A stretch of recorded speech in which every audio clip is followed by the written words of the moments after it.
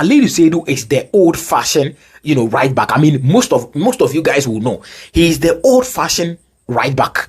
And when you need supplies from Ali Seidu, and if you want to rely on Ali Seidu for supplies, you are not going to get it.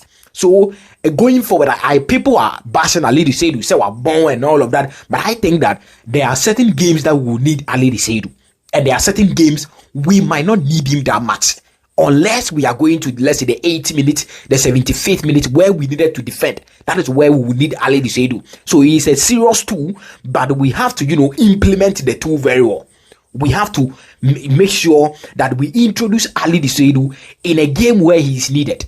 Because in a game where Ghana are attacking, we will need our fullbacks to fly the crosses into the box.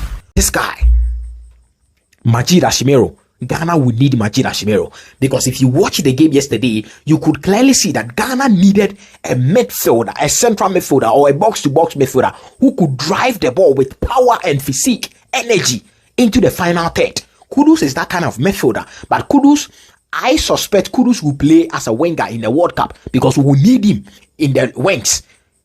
In the right wing, they will need Kudus. So I suspect Kudus will play some way, somehow, as a right winger in the World Cup. So in the 10 role, we will need a midfielder. Or even if Kudus is playing as a 10, in the central midfield role, we will need a midfielder who could take the ball and drive the ball in the middle. That is if the flanks are not working. Majid Ashimero is one guy that we could get that from.